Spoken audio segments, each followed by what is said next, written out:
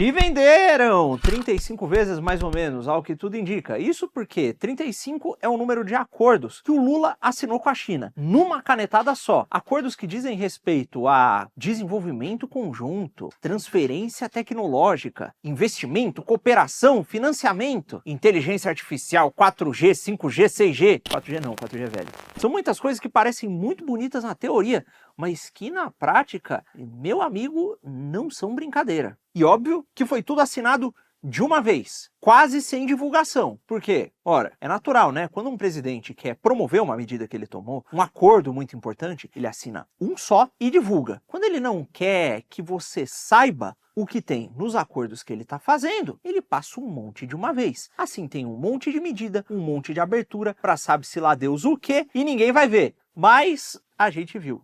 E vai te contar agora o que está acontecendo. Acontece, meu amigo, que esses acordos e essas aberturas que a China aparentemente deu para o Brasil não são favores, não são boa vontade do chinês e não são de graça.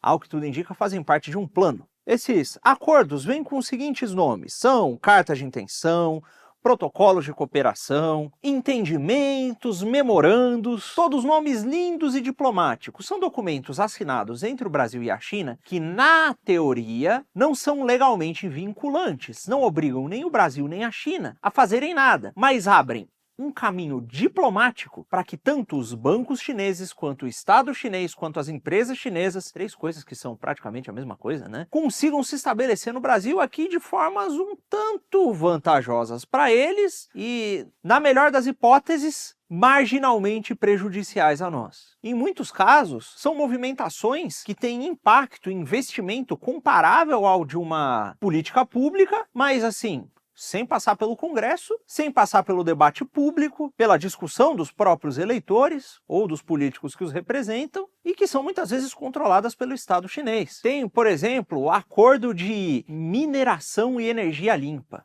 que, por exemplo, abre espaço para empresas chinesas, através dos termos estabelecidos no documento, que não é bem um acordo, né, um memorando, fazer requisições ao Brasil para explorar recursos e minérios brasileiros. Minérios daqueles que são vitais para o desenvolvimento de tecnologias como as baterias a lítio, que são usadas em muitos dispositivos, praticamente todos os dispositivos modernos, celulares, carros elétricos, computadores e etc. Recursos que são úteis na produção de energia, na produção de chips. E tudo isso a troco de quê? Ora, a troco de instaurar fábricas aqui no Brasil, normalmente, que vão montar produtos que vêm prontos da China sem trazer nenhum desenvolvimento tecnológico para cá, gerando meia dúzia de subemprego e uma qualificação técnica que eles vendem como sendo de grande valia, mas que é basicamente um curso de apertar parafuso patrocinado pela China no Senai. E os acordos nesse estilo abrangem a construção de satélites, centros de inovação tecnológica, desenvolvimento de inteligência artificial e soluções nucleares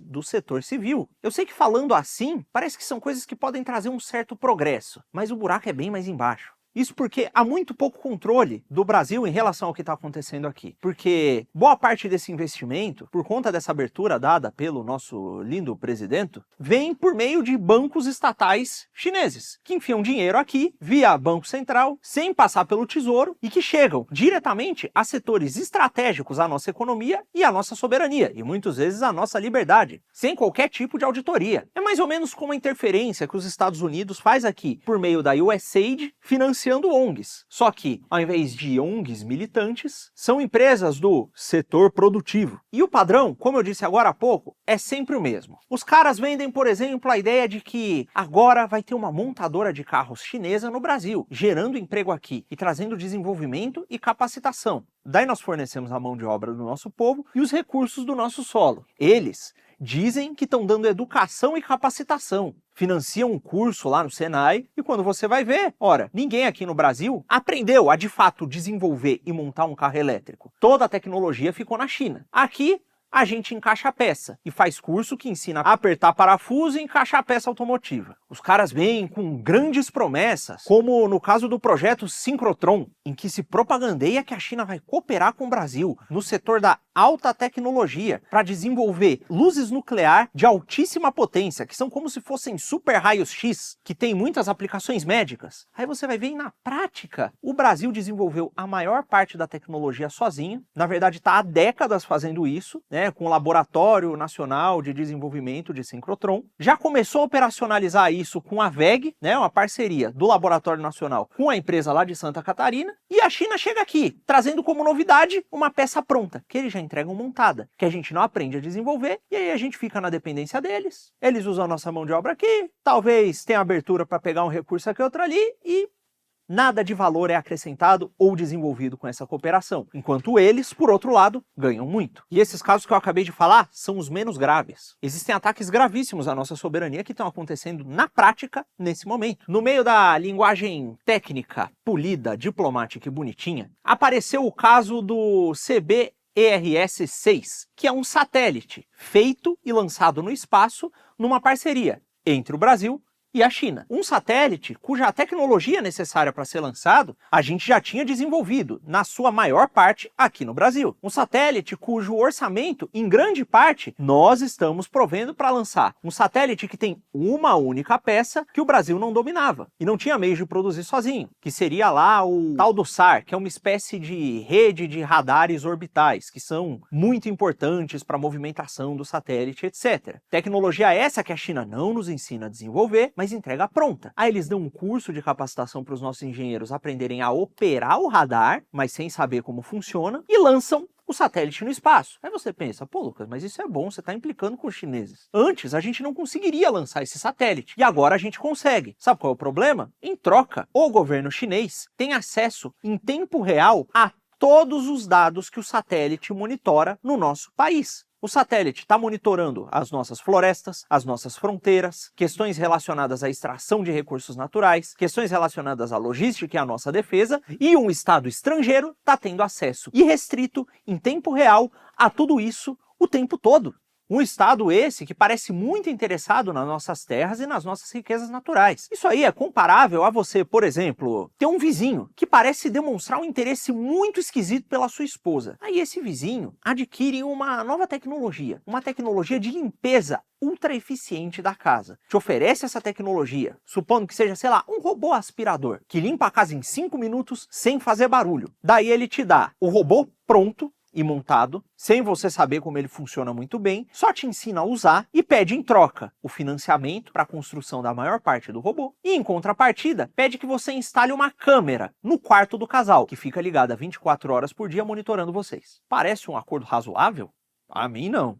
No campo do desenvolvimento de inteligências artificiais, algo parecido está acontecendo. Nos termos estabelecidos nesse memorando, há uma espécie de abertura para cooperação entre o Brasil e a China no campo do desenvolvimento das inteligências artificiais. Com a China, por exemplo, provendo os modelos, permitindo que a gente utilize as APIs e os hospede nos nossos computadores localmente, sem abrir o código para a gente saber como funciona e desenvolver as nossas próprias soluções aqui dentro do país, e é claro, pedindo em troca a utilização de dados do povo brasileiro para o possível treinamento dos modelos de inteligência artificiais chineses. Então, os caras podem, dada essas aberturas, ter não somente os dados de monitoramento do satélite sobre as nossas terras, como também os dados pessoais do povo, em certa medida, ou da nossa diplomacia, dos interesses do nosso Estado, no treinamento das suas inteligências artificiais. Ora, se você acompanha aqui o Quinto Elemento, você sabe muito bem qual é o tipo de poder que algoritmos podem exercer sobre a nossa política, o nosso dia a dia, os nossos hábitos de consumo, os nossos hábitos alimentares. Imagina isso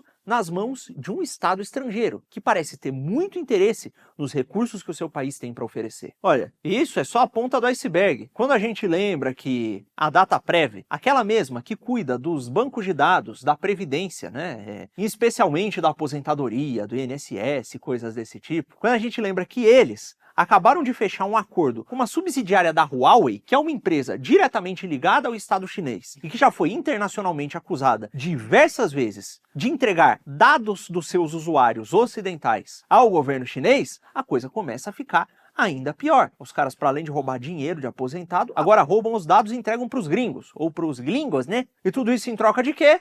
Ora, de hardware barato. E os memorandos e decisões de cooperação mútua, de desenvolvimento conjunto e etc. acontecem também na área da mineração, da energia verde e de diversas outras soluções, sempre seguindo exatamente esse mesmo padrão. É como aquela história que contam, com a qual eu nem concordo muito bem, de que vieram aqui uns portugueses, ofereceram espelhos para os índios, que os índios não sabiam como funcionavam, e depois levaram o ouro embora, que era muito mais valioso e dava muito mais meio de ação. Vem os chineses aqui, oferecem uns brinquedos pra gente que eles não explicam como funciona, que a gente acha que vai ser útil marginalmente a curto prazo, daí eles tomam os nossos recursos naturais e material que poderia ser útil a longo prazo e gerar muito valor aqui, geram muito dinheiro lá e a gente fica com uma quinquilharia aqui que vai perder o valor em pouco tempo, normalmente. A diferença é que pelo menos os portugueses trouxeram a fé e a salvação em Jesus Cristo para os nativos brasileiros, né? E os chineses, bom,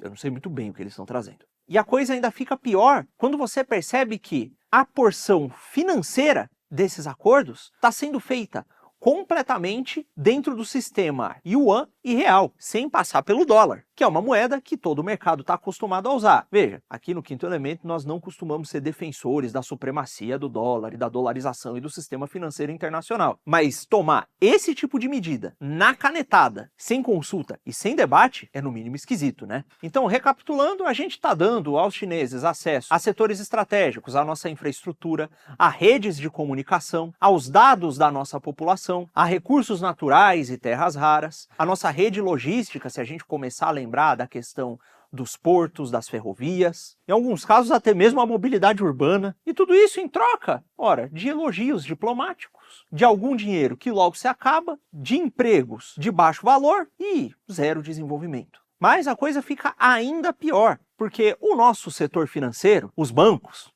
sempre os bancos, assinaram já um acordo de fluxo de capital com os bancos chineses. E tanto o BNDES quanto a Caixa se meteram num consórcio com eles. E estão alocando os seus recursos em ativos chineses, que são, evidentemente, completamente controlados pela China. Tudo em yuan. E ainda assinaram um memorando para enviar as nossas informações financeiras do nosso sistema financeiro para os chineses por meio do COAF. E sabe quem decide quais informações devem passar pelos chineses ou não? Quais são sensíveis ou não? Ora, dentro das regras do documento, abre-se a possibilidade para a própria China decidir. E tudo isso através do COAF, aquele que vive monitorando o seu PIX e trava as suas transações consideradas suspeitas. Veja, não só os chineses enfiam dinheiro aqui por meio do Banco Central e são protegidos pelo sigilo bancário, pintam e bordam aqui dentro sem qualquer tipo de interferência e com fiscalização mínima, como o COAF, que dificulta as suas movimentações financeiras e te trata quase como um bandido em potencial, também está abrindo seus dados para eles. Se no caso da USAID que a gente falou aqui o negócio já era absurdo, né? E a gente se perguntou